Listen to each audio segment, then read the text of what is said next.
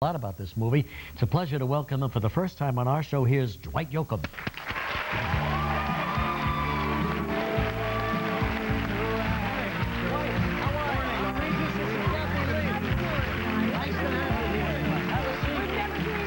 Good morning.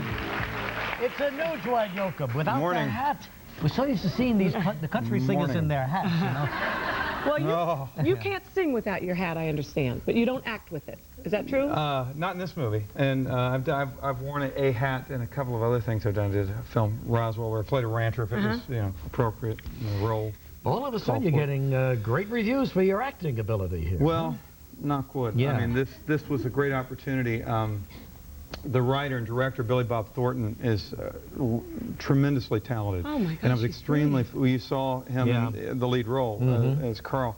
And he had seen me do a couple other things and came to me, and I saw the short. He did a short version of it. It was originally a one-man stage play that he had created and did in L.A. for a couple of years.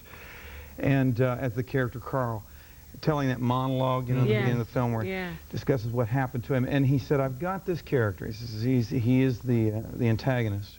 He said, but there's a little, movement in this character that you won't be used to. And it certainly had enormous relief to it, and it drew me into wanting to do this part. And you had to act like a bad musician, too. Well, you know what?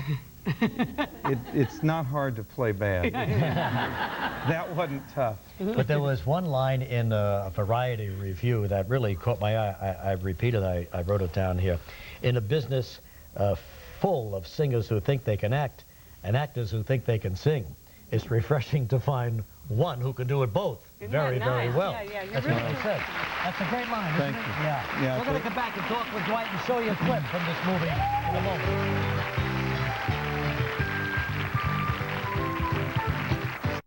Such a brilliant film. Dwight Yoakam, our guest. You may not recognize him without his hat. If I do this. Oh, there you are. It's the tight jeans I can't get over that he's not wearing today. That must be a relief.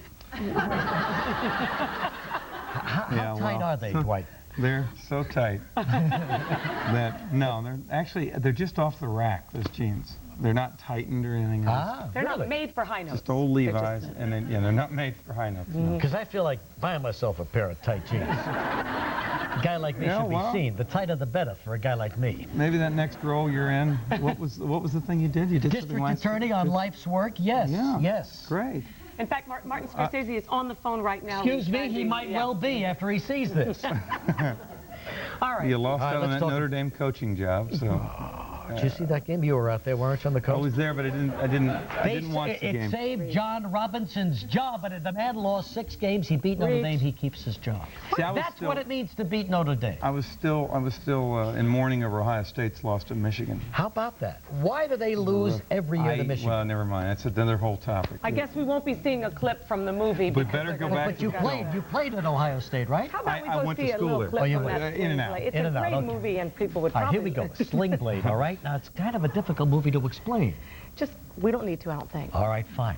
Let's take a look at it now. Now, here's Doyle, who is played by Dwight. Let's Carl, played by this Billy Bob Thornton. Who's mildly retarded, remember that. Yeah. And Frank, know that he is the head of the household, okay? A scene from Sling Blade. You're going to learn to live by my rules. The first rule is, you don't speak unless you're spoken to. You got me? And you stay the hell out of my way. And do what a regular kid does. You're a weird little Frank, and I don't get you. So wake up and face what they call reality. See, we're going to be a family, Frank. My family. I'll be paying all the bills. So that means you're stuck with my ass. But I ain't your daddy. You just act like I am. And the other thing I say is, your buddy Carl here is going. We can't be no normal family with him living in a garage and coming in a damn bedroom at 4 in the morning carrying hammers and... Carl can stay if he wants to. Mama said that... What I tell you about your mama? Mister, don't you never lay another hand on that boy. You understand me?